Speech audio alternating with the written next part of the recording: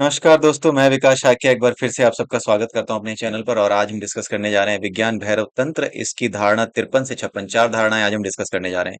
और इन चार धारणाओं के साथ आधी धारणाएं यानी 112 धारणाएं हैं और 56 धारणाएं आज हमारी समाप्त हो जाएंगी। तो हम बीच में आ गए हैं और आपको पता भी नहीं चला होगा कि कैसे हम बीच में आ गए। तो ऐसे ही करते करते ये समाप्त भी हो जाएगा एक आध महीने में। ज्यादा दिन नहीं लगना चाहिए, मुझे लगता नहीं कि एक दो महीने से ज्यादा इसमें लगेगा। सो आइए देखते हैं 53वीं धारणा क्या कहती है। 53वीं धारणा में भगवान शिव कहते हैं कि खाते समय, देखते समय, कुछ भी करते समय ये मत भूलो कि तुम कौन हो। ये इसका मतलब क्या है? आप खा रहे हैं, देख रहे हैं, बोल रहे हैं, कुछ भी कर रहे हैं, उस समय ये मत भूलो कि तुम कौन हो। तुम कौन हो का मतलब क्या है? मेरा नाम, मैं विकास हूं, इसका इससे मतलब है? नहीं, इससे मतलब नहीं है। मतलब उससे है जो मेरे शरीर के भीतर है, जो मेरे इस शरीर से अलग है, जो मेरे इस शरीर को चला रहा है और मैं इस शरीर के साथ एक हो गया हूँ। वो जो जीवात्मा है उसकी बात हो रही है कि तुम कौन हो। तुम अलग हो इस शरीर से। ये शरीर अलग है, ये 24 तत्वों से बना हुआ एक पुतला है। लेकिन इस पुतले को जो चलाने वाला है, जो अनुभव करता है, जो अपने ऊपर कर्म लादता रहता है, जो इसके साथ एक हो जाता है, जो अज्ञान में भटकता रहता है, वो है आत्मा। उस आत्मा के ऊपर कर्मों की गठरी लदी रहती है। आत्मा में पूरा ज्ञान है, लेकिन कर्मों की गठरी जब तक लदी है तब तक उसको पूरा करना है वो सारे चक्र। इस वजह से क्या है कि वो अपने वास्तविक स्वरूप को देख नहीं पाता। इसलिए यहाँ पे ये बताया जा रहा है कि इसका अभ्यास करो, चाहे खा रहे हो, चाहे देख रहे हो, कुछ भी कर रहे हो।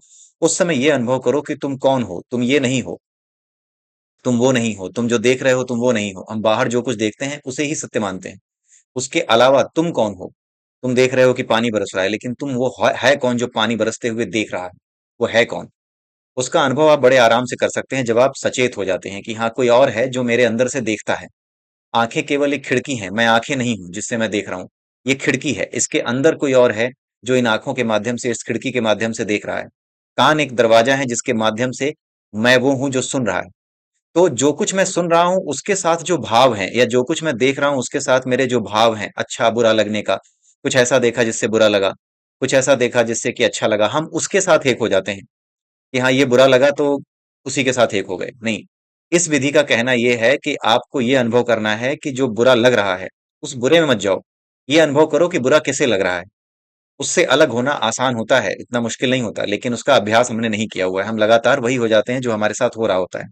ठीक है, हमें किसी चीज की खुशी हो रही है तो हम वही खुशी बन जाते हैं, कुछ और देखना नहीं चाहते। ठीक है, लेकिन खुशी किसे हो रही है? उस भाव से अलग होकर के उसे देखना है जिसे खुशी हो रही है। अपने भीतर वो जो है, जो कि इस खुशी को अनुभव कर रहा है, अलग होके देखना है कि ये रहा विकास जिसको खुशी हो रही है। ठीक है, ये जो खुशी हो रही है अपने आप को अपने से अलग करके देखना है। जैसे अगर आप किसी से बात कर रहे हो, किसी काम को देख रहे हो, उसकी चिंता में हो, तो दूर बैठ के देखो कि हाँ, ये वो है जो बैठ करके चिंता कर रहा है कि इस काम को कैसे किया जाएगा। जैसे ही अपने आप से अलग होकर के आप अपने आप को देखोगे बैठा हुआ, तो आप ये अनुभव कर पाओगे कि कोई है ऐसा, वाकई में कोई ऐसा है जो दूसरे तरीके से मुझे देख सकता है। मैं अपने आप को ही दूर खड़ा होकर देख सकता हूँ, और जब मैं अपने आप को देख रहा होता हूँ तो जो चीजें होती हैं, जो भाव होते हैं, क्रोध का, खुशी का, वो सारे भाव गायब हो जाते हैं, चिंता का, ये सब भाव गायब होने लगते हैं।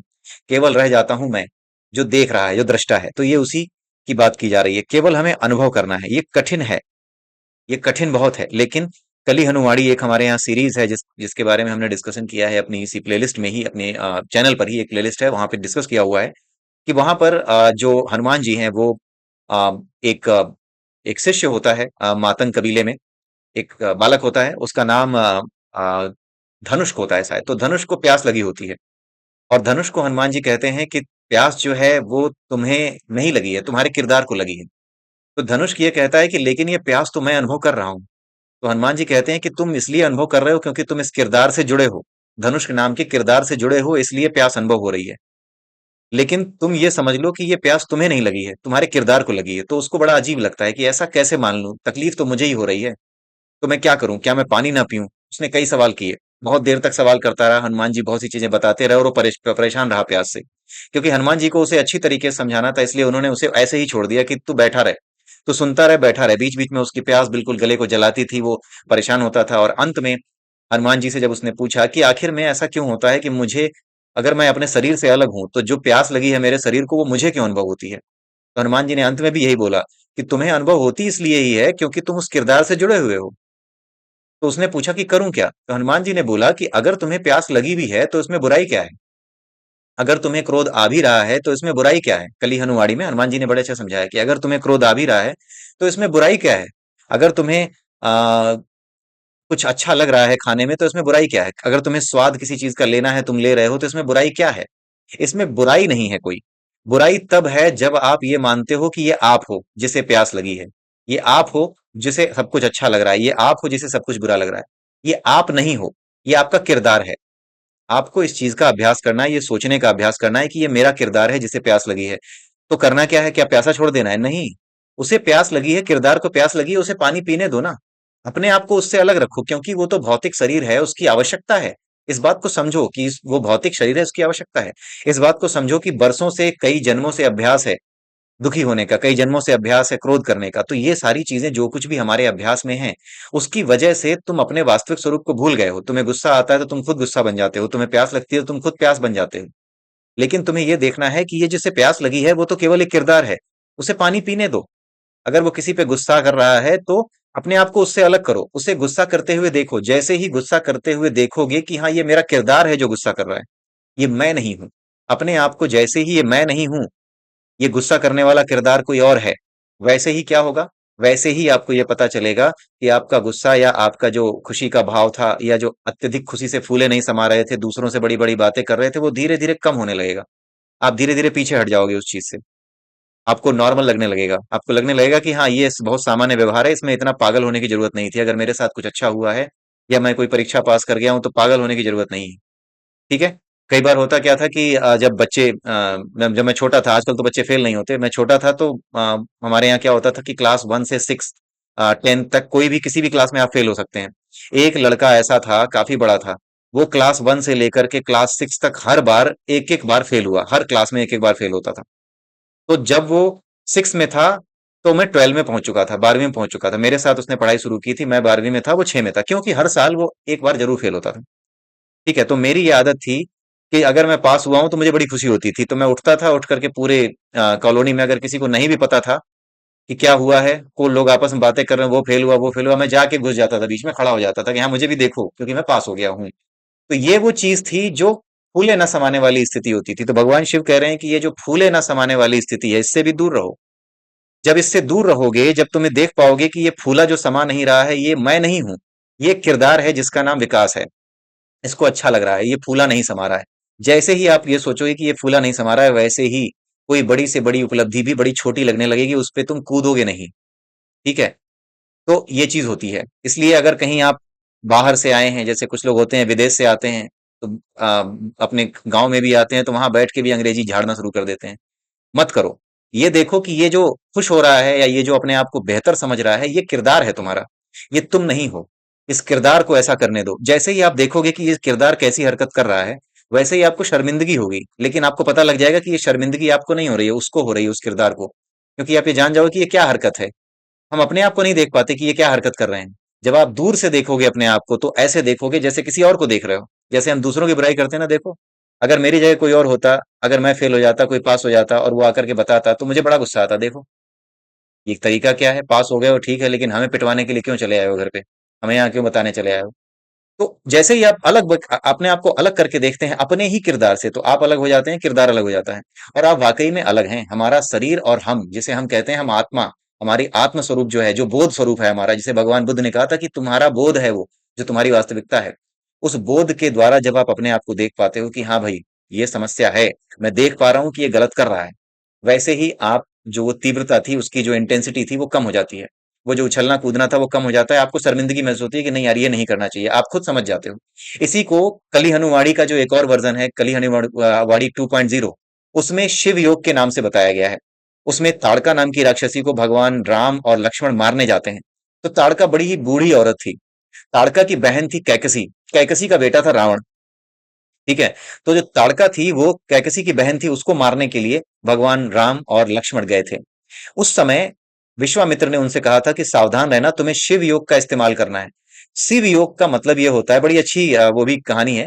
वो डिटेल में हमारे दूसरे उस पे प्लेलिस्ट में है। तो उसमें यही बताया गया, विश्वामित्र ने ये कहा कि राम और लक्ष्मण, तुम दोनों इस बात को याद रखना। उन्होंने कहा कि तुम दोनों इस बात को याद रखना कि तुम्हें शिव योग करना है। शिव योग का मतलब होता है कि शिव ना तो बहुत ज्यादा नकारात्मक में है, ना ज्यादा सकारात्मक में है। मतलब वो बीच में रहते हैं। ना उनको किसी बुराई से लेना देना है, ना किसी अच्छाई से लेना देना है। उन्हें अच्छाई से भी लेना देना नहीं है, उन्हें बुराई से भी लेना देना नहीं है। वो बिल्कुल निर्विकार हैं। उनमें किसी तरह का विकार नहीं है, ना अच्छे होने का विकार है, ना बुरे अपने आप को समझने का या बुरे के साथ बुरा समझने का, बुरे को बुरा समझने का विकार है। वो निर्विकार है, वो बैठे रहते हैं बीच में। तो उसी तरीके से तुम्हें भी निर्विकार हो जाना है, क्योंकि हो ये रहा था कि जो ताड़का थी वो करती क्या थी कि जैसे ही राम जी को गुस्सा आता था या लक्ष्मण जी को ज्यादा गुस्सा आता था, लक्ष्मण जी को ज्यादा आता था, तो विश्वामित्र कहते थे कि लक्ष्मण शिव योग करो, शिव योग। ना तो इस आदमी से घृणा करो जो तुम्हें गाली दे रहा है, ना ही उस आदमी से प्रेम करो जो तुम्हारा स्वागत कर रहा है, दोनों से अलग हो जाओ। स्वागत करने वाले का भी वो मत देखो और जो तुम्हारी बुराई कर रहा है उसका ही मत देखो। क्यों? क्योंकि हो ये रहा था कि जैसे ही ये लोग स्वागत करने वाले को प्रेम से देखते थे या फिर जो बुराई कर रहा है उसके प्रति घृणा करते थे या उसके प्रति गुस्सा आता था राम या लक्ष्मण को, तो होता क्या था कि राम या लक्ष्मण के ना दो रूप बन गए थे। मतलब एक राम, जैसे कि राम जी हैं तो एक राम और बन गया था, माया राम जिसको कहते थे, वहां पे माया राम कहा गया है। एक लक्ष्मण और थे जिनका एक रूप और बन गया, जिसे माया लक्ष्मण कहा जाता है। हो ये रहा था कि जो राम थे वो सचमुच में थे, वो देख रहे थे कि ये जो सामने आदमी है जो गुस्सा कर रहा है उसको देख करके मुझे गुस्सा नहीं आ रहा, मेरा जो माया राम का रूप है ना उसे गुस्सा आ रहा है। जो माया राम बना हुआ है, जो माया से बना हुआ राम है, उसे गुस्सा आ रहा है। जब उसे गुस्सा आता था तो जो हरकतें वो करता था वैसी ही हरकतें भगवान राम करने लगते थे। उनके ऊपर अपना कंट्रोल ही नहीं रह जाता था। लक्ष्मण के साथ भी ये होता था। लेकिन जैसे ही विश्वामित्र याद दिलाते थे कि तुम एक काम करो, माया राम से दूर हटो, माया लक्ष्मण से दूर हटो, वैसे ही राम जी अपने आप को शिव योग में ले आते थे। शिव योग सिखाया था। तो शिव योग में जब भगवान राम और लक्ष्मण आते थे तो उसके बाद थोड़ी देर तक उनको चैन पड़ता था, लेकिन उसके बाद क्या हुआ, लक्ष्मण जी आखिर चक्कर में फंसी गए, क्योंकि उनका अपने गुस्से पे कोई नियंत्रण नहीं था। वो गुस्से में बहुत जल्दी कोई काम करने चले जाते, जैसे भरत को मारने के लिए निकल पड़े। वो भगवान राम का ही रूप थे, लेकिन हुआ क्या था कि जैसे भगवान, सारे भाव भगवान के हैं, ये क्रोध भी भगवान का ही दिया हुआ एक भाव है। तो उसी तरीके से लक्ष्मण जी के अंदर भी क्रोध का ही भाव था। वो भरत को मारने निकल पड़े कि भरत आ रहा है लगता है सेना लेकर के राम जी को मारने, ताकि वो मार करके एकदम बिल्कुल राज करे पूरी अयोध्या पे। लेकिन राम जी ने कहा, क्योंकि वो शिव योग जानते थे, तो शिव योग का मतलब यही होता है कि कोई भी कदम उठाने से पहले, कोई भी घटना हुई है, कोई भी दुर्घटना हुई है, उस पर कोई भी कदम उठाने से पहले आपको एक पल के लिए रुकना है। बस इतना कहना है, शिव योग, शिव योग, इतना कहना है, कह करके रुकना है। रुक करके जैसे ही आप रुकेंगे वैसे ही आप सही निर्णय ले पाएंगे कि अब क्या करना है क्या नहीं करना है। तो जैसे ही लक्ष्मण ने धनुष बाण उठाया, राम जी ने उसको उनको जो है रोका, लक्ष्मण जी को, रुको लक्ष्मण। शिव योग की जो साधना है वहां पर भी दिखाई दी। उन्होंने बोला रुको लक्ष्मण, कहीं ऐसा ना हो कि तुम कुछ और सोच रहे हो, आने दो उसे। अगर वो हम पर हमला करेगा भी तो वो हमारा राजा है इस समय। अगर वो करता भी है तो हम हमला नहीं करेंगे, क्योंकि राजा के ऊपर अस्त्र उठाना हमारा धर्म नहीं है। इसलिए करने दो उसे, और बाकी जो तुम्हें सही लगे वो तुम करना।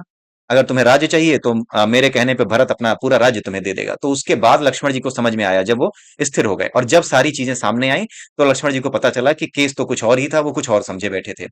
तो शिव योग का यही महत्व है कि निर्णय लेने में थोड़ा सा सहयोग करता है। आपको कौन सा निर्णय लेना है, थोड़ी देर रुकने की बात करता है शिव योग, और उसके बाद जब आप निर्णय लेते हो तो उसके बाद आपको समझ में आता है कि हाँ, जो आप लेने जा रहे थे और जो आपने लिया उसमें अंतर है। उस अंतर को आपको देखना पड़ता है कि ये अंतर कितना बड़ा है। ठीक है? तो ये शिव योग है। इन्हीं चीजों को साइकोलॉजी के वे में बहुत बड़े-बड़े राइटर्स ने, जो मोटिवेशनल स्पीकर्स होते हैं, जो आपको उससे निकालते हैं, डिप्रेशन से निकालते हैं, वो ऐसी ही मेथड्स का यूज करते हैं। बट द थिंग इज कि इन मेथड्स का नाम वो शिव शिव योग के नाम से नहीं कहते। ग्लॉसरी अलग है, कॉन्सेप्ट सेम है। तो ये चीज होती है। तो यहाँ पर हमें कुल मिलाकर क्या करना है, आत्मस्मरण करना है, आत्म के प्रति सजग रहना है। संसार के प्रति सजग नहीं रहना है, रहना है, लेकिन आत्म के प्रति ज्यादा सजग होना है। ठीक है? एक क्षण में किसी दिन इस विधि का अभ्यास करते करते कि कोई एक क्षण होगा जिसमें आपको बोध हो जाएगा, एवं केवल एक क्षण ही काफी है। जैसे ही वो बोध होता है ना, वैसे ही आप फ्री हो जाते हो, आप जान जाते हो कि इसका बोध कैसे होता है। किसी को बता नहीं सकते, लेकिन आप उस बोध को जानते हो। ठीक है? जो कुछ आप देख रहे हो वो असत्य है, इस बात को समझना है कि जो कुछ आप देखते जाते हो वो असत्य है, सत्य आपके भीतर है। जो कुछ है वो असत्य क्यों है? क्योंकि वो सब रिएक्शन है। आपकी माया, आपके मन का, आपके इंद्रियों के साथ जो रिएक्शन चल रहा है, उसके रिएक्शन के फलस्वरूप जो बाई प्रोडक्ट्स या प्रोडक्ट्स बन रहे हैं, वो बाई प्रोडक्ट्स हैं। वो बाई प्रोडक्ट्स खत्म हो जाएंगे। वो बाई प्रोडक्ट्स आपके साथ ही खत्म हो जाएंगे। जिस क्षण आपने कर्म किया उसके बाद जो फल आ गया फिर वो खत्म। मंजिल पे पहुंचने के बाद बाकी जितनी भी चीजें थी वो सब खत्म। मंजिल पे सब छूट जाता है। तो वही चीज है। तो इसके लिए एक तरीका यहाँ बताया गया है कि इसको अभ्यास करने के लिए अपने आप से प्रश्न पूछते जाओ। जैसे मैंने अपने आप से पूछा कि तुम कौन हो? मैंने बोला मैं विकास हूं। क्या तुम आंख हो? नहीं, मैं आंख नहीं हूं। क्या तुम कान हो? नहीं, मैं कान तो नहीं हूं। क्या तुम मन हो? नहीं, मैं मन तो नहीं हूं। ठीक है? क्या तुम एक सरकारी कर्मचारी हो या प्राइवेट कर्मचारी हो? नहीं, मैं वो ही नहीं हूं। इस चीज को देखते जाना है कि तुम हो कौन। प्रश्न गायब हो जाने चाहिए। आप देखेंगे, निर्णय नहीं कर पाएंगे कि आप हैं क्या? अगर आप अपने आप को कहते हैं, अगर मैं अपने आप को कहता हूँ कि हाँ, मैं एक सॉफ्टवेयर इंजीनियर हूँ, तो क्या इसके अलावा मैं कोई और नहीं हूँ? क्या मैं पिता नहीं हूँ? क्या मैं बेटा नहीं हूँ? क्या मैं किसी का भाई नहीं हूँ या कुछ ऐसा नहीं है क्या? तो अनिर्णय की स्थिति है। अनेकों रूपों में हमारा एक रूप, जो एक हमारी वास्तविकता है, वो अनेकों नामों से जानी जाती है। तो कौन हो तुम? क्या तुम ये हो? आप कहोगे नहीं, ये तो मैं नहीं हूं। तो वास्तव में आप क्या हो? जिसका कोई नाम नहीं है, जो अरूप है, जो कुछ देखता, जिसके लिए देखने के लिए कुछ भी नहीं है, फिर भी वो देखता है, वो कौन है? ये बड़ी प्रभावी विधि है, ये बड़ी ही इंटरेस्टिंग और बहुत ही प्रभावशाली यानी कि इफेक्टिव मेथड है। ठीक है। एक समय बाद जब आप अपने आप से प्रश्न करते जाओगे तो प्रश्न गायब हो जाएंगे। जब प्रश्न गायब हो जाएंगे तब आप अपने आप को देख पाओगे कि हाँ, कुछ ऐसा है जो मेरे भीतर है जिस पर मुझे केंद्रित होना चाहिए, और आपका मन, आपका दिमाग शांत होने लगेगा। और जब ये शांति को प्राप्त होगा, वैसे ही एक दिन अभ्यास करते करते आप अपने परमात्मा स्वरूप यानी पर भैरव स्वरूप को जान जाओगे, समझ जाओगे। समझने की बात मतलब ये है कि आप उसका अनुभव कर पाओगे, क्योंकि उसे समझाया नहीं जा सकता, शब्दों में उसे बयान नहीं किया जा सकता। जैसे आप सपनों में जब जैसे आप नींद में होते हैं बिना सपनों की अवस्था में, तो आप बता नहीं सकते कि मैं कहाँ था, मैं था भी कि नहीं, ये भी पता नहीं चलता, कुछ भी पता नहीं चलता, होने ना होने का कोई बोध नहीं होता। तो वैसी ही स्थिति होती है, जिसे आप जान तो जाओगे लेकिन बता नहीं पाओगे।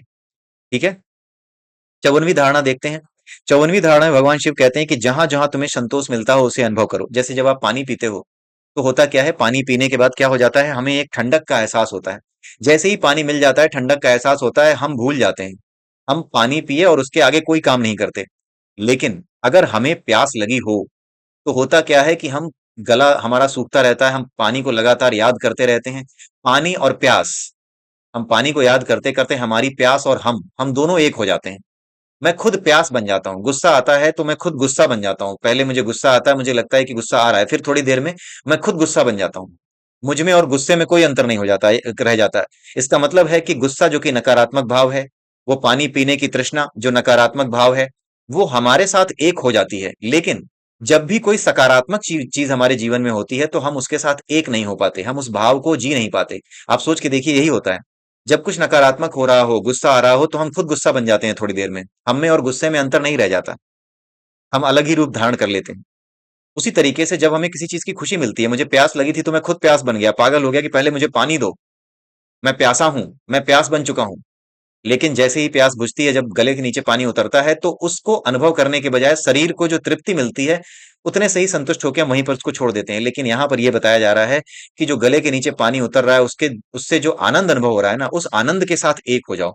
वो जो खुशी मिल रही है, वो जो आनंद का क्षण है, उसके साथ एक हो जाओ कि पानी गले के नीचे उतर रहा है। सोचना कुछ नहीं है, सोचना कुछ भी नहीं है। ऊपर वाली विधि में भी सोचना कुछ नहीं है। जब भी आप देखो कि देखो मैं देख रहा हूं, ऐसा नहीं देखना है, बस केवल ऐसे नहीं देखना है।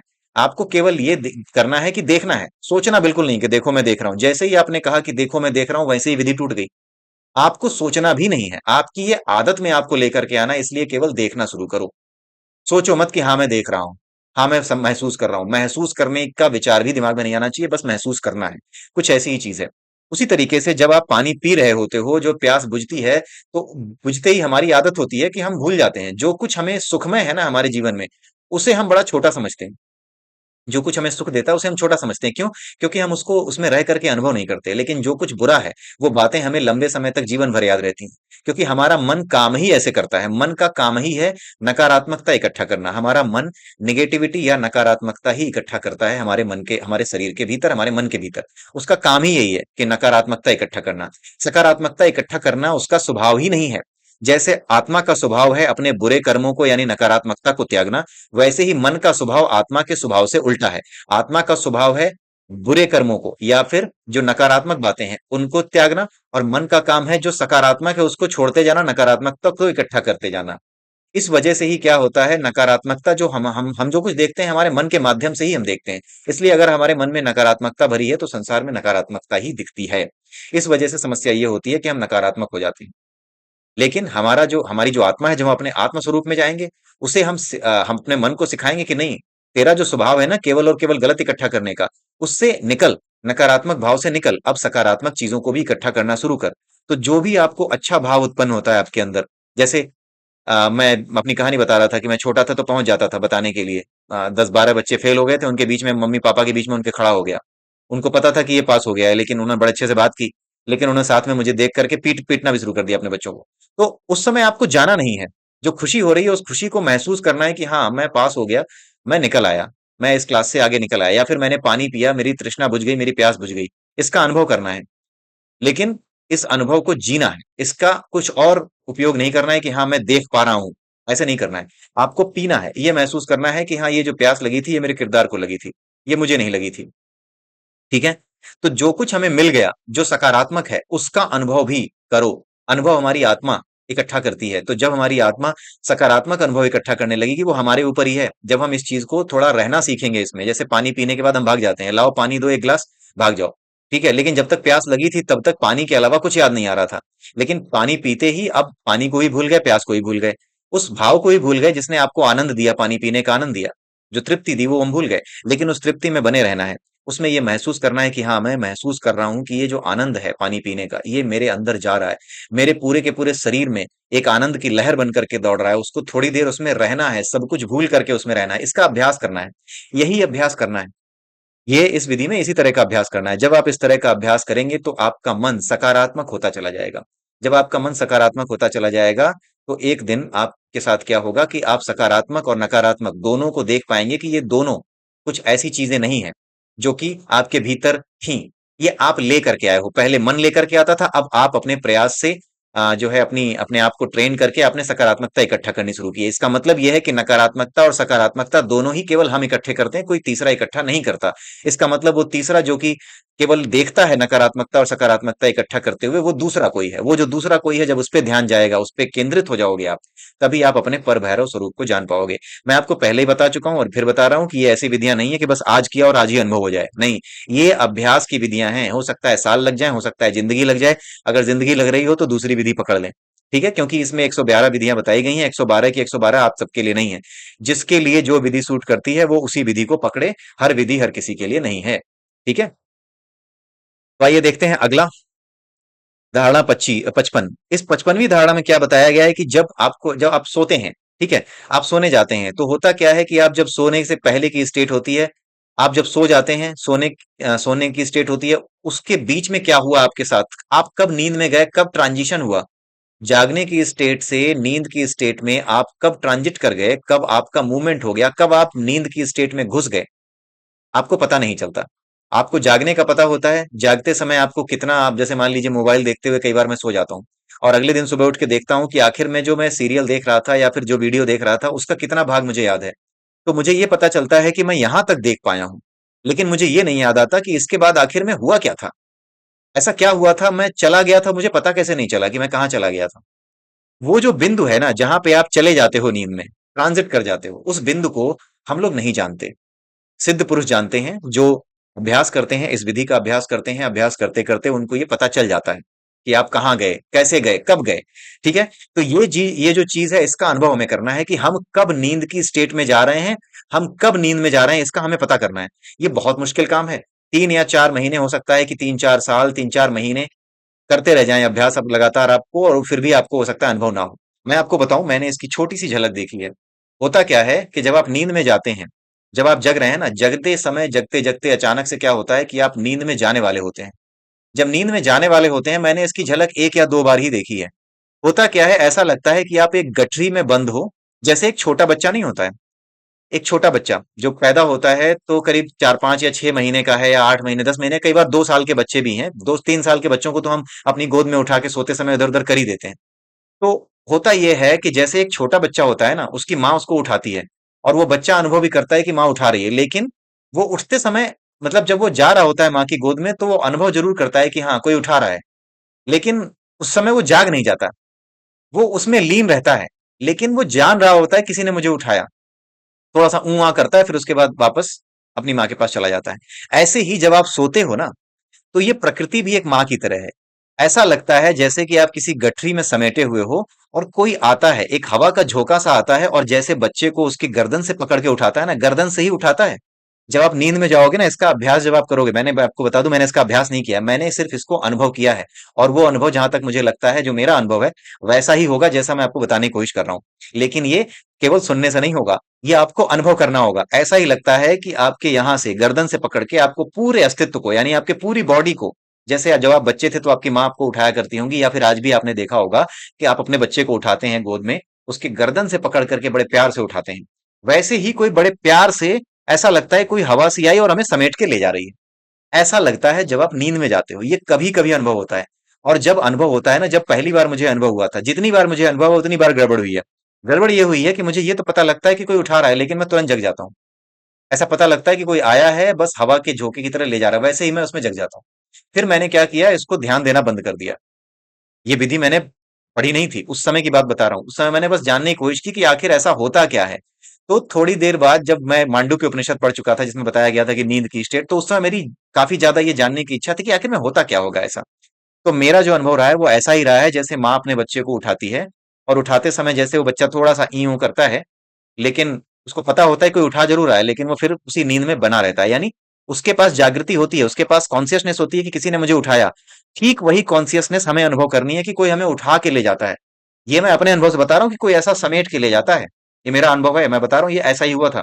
2 बार 3 बार मैं महसूस कर चुका हूँ। ठीक है, कोई होता है ऐसा जो खींच के ले जा रहा होता है। जब वो खींच के ले जा रहा होता है ना, उसके ठीक पहले, जब कोई खींच के ले जा रहा होता है उसके ठीक पहले बहुत छोटा सा समय होता होगा।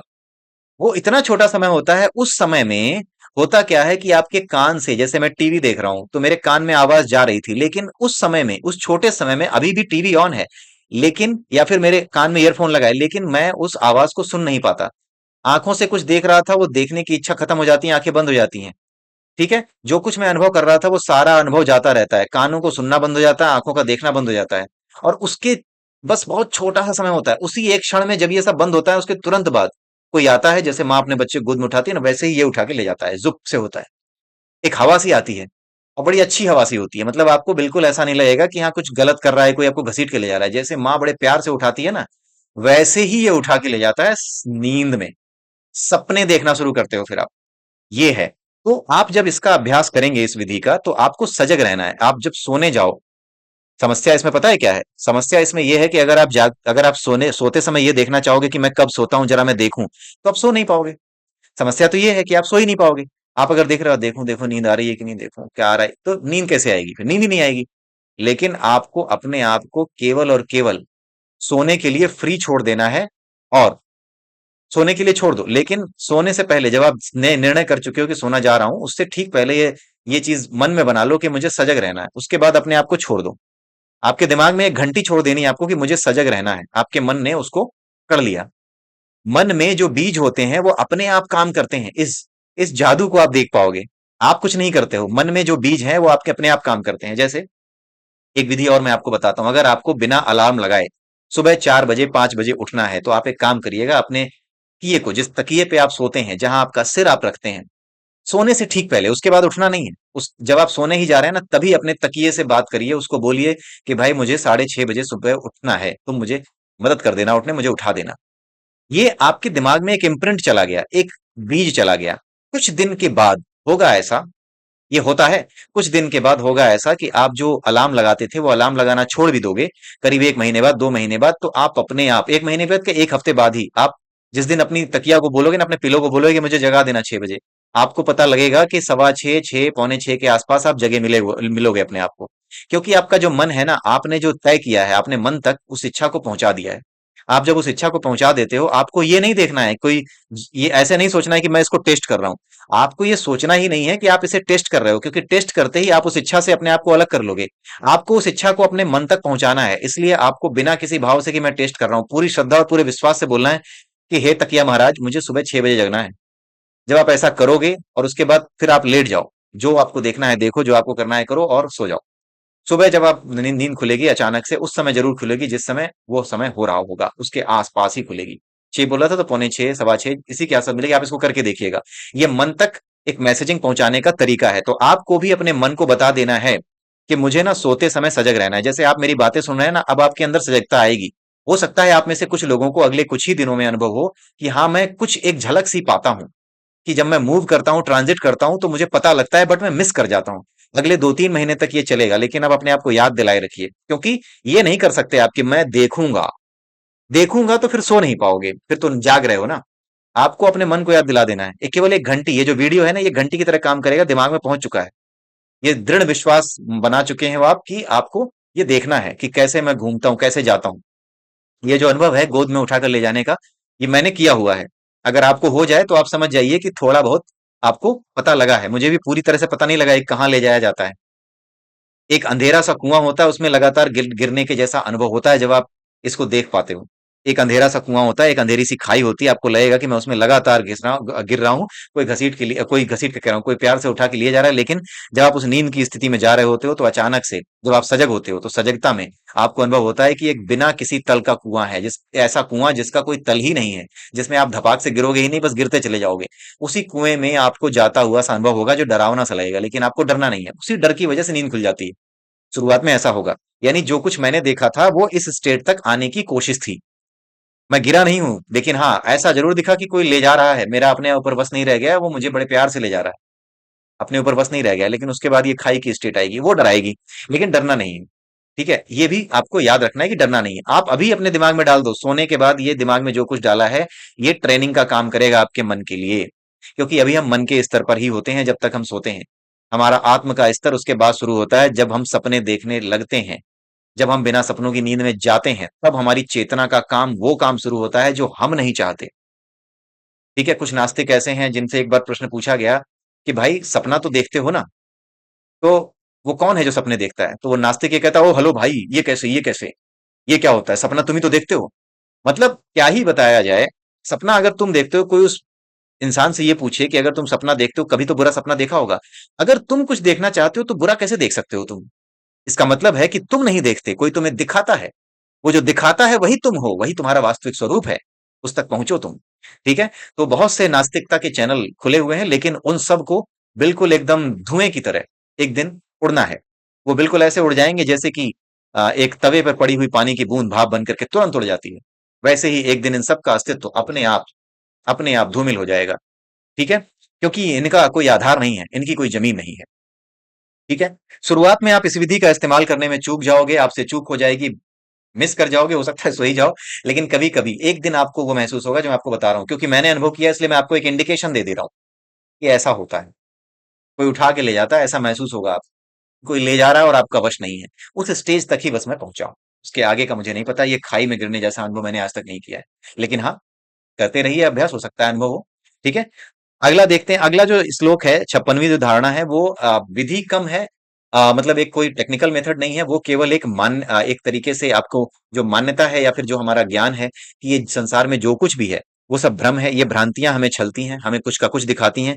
और जो कुछ हमें विभाजित हुआ दिखता है, जैसे मैं इंसान हूं वो जानवर है, मैं छोटा हूं वो बड़ा है, मैं बड़ा हूं वो शूद्र है, ये जितने भी विभाजन हैं ये मूर्खता के परिचायक हैं। मूर्खता क्यों? क्योंकि ये सब भ्रम है। सब कुछ एक है। चाहे ब्राह्मण हो, चाहे क्षत्रिय हो, चाहे वैश्य हो, शूद्र हो, कोई भी हो, है वो मनुष्य ही, और उसी एक चेतना से बना है जिसे आत्मा कहते हैं। उसी एक चेतना से बना है। इसीलिए भगवान बुद्ध ने कहा कि सब कुछ वो शुद्ध बोध स्वरूप है, और उस शुद्ध बोध स्वरूप से सब कोई बना है। और जैसे ही कोई तृष्णा त्याग देगा, अपने उस बोध स्वरूप को देख लेगा। इसका मतलब है कि किसी व्यक्ति को उन्होंने ये नहीं माना कि वो ब्राह्मण है, क्षत्रिय है, वैश्य या शूद्र है। उन्होंने सबको एक माना।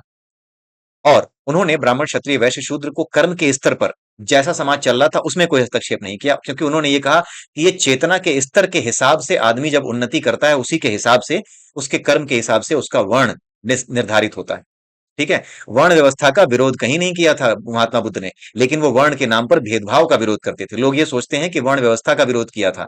वर्ण व्यवस्था का भगवान बुद्ध ने विरोध नहीं किया था। आईएएस के एग्जाम में एक बार पेपर आया था, एक जो है बड़ा ही उत्साहित जो है वो था, लड़का था, जो बौद्ध धर्म को मानने वाला या फिर थोड़ा सा हिंदू धर्म से नाराज सा चलने वाला लड़का था। उसने उत्साहित होकर के उत्तर दे दिया कि बौद्ध धर्म, भगवान बुद्ध ने वर्ण व्यवस्था का विरोध किया था। गलत हो जाएगा आंसर, ये आंसर गलत है कि भगवान बुद्ध ने वर्ण व्यवस्था का विरोध किया था। उन्होंने वर्ण व्यवस्था का विरोध नहीं किया था। वर्ण व्यवस्था के नाम पर दो लोगों को अलग रूप से देखने का या दोनों में भेद करने का उन्होंने विरोध किया था। उन्होंने भेद करने का विरोध किया, वर्ण व्यवस्था का विरोध नहीं किया। वर्ण व्यवस्था चेतना का स्तर होती है। चेतना के निम्न स्तर पर जो होता है उसका जन्म से कोई लेना देना नहीं है। जो व्यक्ति चेतना के निम्न स्तर पे है, यानी कि अपने शरीर की जरूरतों से ज्यादा वो कुछ सोच ही नहीं पाता, ऐसे लोग अक्सर वो होते हैं जो आपको सुबह सुबह दारू की दुकान पर एकदम बिल्कुल जमीन पे पड़े मिल जाएंगे। ठीक है, उनको पता ही नहीं है कि वो कहाँ जा रहे हैं। सुबह उठ के पता ही नहीं है क्या करना है, तो सुबह उठ के दारू पी लिया और दारू की दुकान के नीचे पड़े हुए हैं। ये तमोगुणी व्यक्ति है, ये शूद्र होता है। चेतना के स्तर हैं। ठीक है, तो भगवान बुद्ध ने केवल और केवल आत्मा यानी कि बोध पर यानी चेतना पर बल दिया। उन्होंने आत्मा नहीं कहा, क्योंकि आत्मा को लेकर के लोग भ्रांत भ्रमित बहुत थे, इसलिए उन्होंने बोला कि आत्मा पे ध्यान मत दो। आत्मा भी कोई चीज नहीं है, तुम उस पर मत ध्यान दो, तुम भूल जाओ कि वो कोई चीज है। तुम केवल और केवल अपने अच्छे कर्मों पर ध्यान दो, क्योंकि जिस समय भगवान बुद्ध आए थे उस समय व्यक्ति इतना मेटलिस्टिक था कि वो विज्ञान तक के क्षेत्र में कोई उन्नति नहीं कर पाया था। बिल्कुल अंधकार युग था हमारा। उस अंधकार युग में भगवान बुद्ध आए और जिस तरीके से उन्होंने व्यवस्था की ज्ञान को देने की, वो अद्भुत है। वो अद्भुत है। आज के समय में जो आपको ज्ञान दिया जाएगा वो देने का तरीका अलग होगा, लेकिन उस समय जो कि अंधकारमय युग था, जहां वैज्ञानिक आविष्कार नहीं हो रहे थे, जहां एक राजा दूसरे राजा पर हमला करके केवल उसकी संपत्ति छीन लेना चाहता था, उसके नगर को नष्ट कर देना चाहता था, गरीबों तक को मार देता था, फसलें तक नष्ट कर देता था, इतनी मूर्खता, इतनी धूर्तता थी। उस समय में भगवान बुद्ध ने जन्म लिया था। तो सोचिए वो किस प्रकार से जनमानस को समझाते। उन्होंने उन सभी कठिन कॉन्सेप्ट्स को, सांख्य दर्शन से जुड़े हुए कठिन कॉन्सेप्ट्स को, जितने भी कठिन थे, मटलिस्टिक आदमी के लिए सब बहुत कठिन है। आज की डेट में एक नास्तिक आदमी को समझाना कितना कठिन है ये बातें। तो सोचिए उस समय, जबकि पर्याप्त सबूत भी नहीं मौजूद थे, पर्याप्त चीजें भी अनुभव नहीं की जा सकती थी, बताने वाला कोई नहीं था, कितना मुश्किल होता होगा। तो उस समय भगवान बुद्ध ने कहा कि ये सब भूलो, जितने भी बड़ी बड़ी बातें हैं सब छोड़ दो, केवल और केवल उन्होंने आचरण पे जोर दिया कि अपने आचरण को सही करो। इसीलिए इसीलिए तो उन्हें भगवान कहा जाता है, क्योंकि इतनी बड़ी व्यवस्था और इतनी गहराई के साथ सोच पाना केवल और केवल ईश्वर के बस का है। और इतनी बड़ी व्यवस्था कर पाना इतने आसान तरीके से, इतने कठिन समय में इतने आसान तरीके से संसार को आगे निकाल पाना, ये किसी साधारण व्यक्ति का कार्य नहीं हो सकता। महापुरुष, भगवान दोनों एक ही होते हैं। ये कहने की बात है, आजकल की डेट में नए नए जो है रंग रूट आ रहे हैं, वो नई नई कॉन्सेप्ट्स गढ़ते रहते हैं, लेकिन उनसे बहुत ज्यादा आप प्रभावित मत होइएगा, क्योंकि वो बहुत गलत दिशा में समाज को ले जा रहे हैं। जो सत्य है उसे मानो।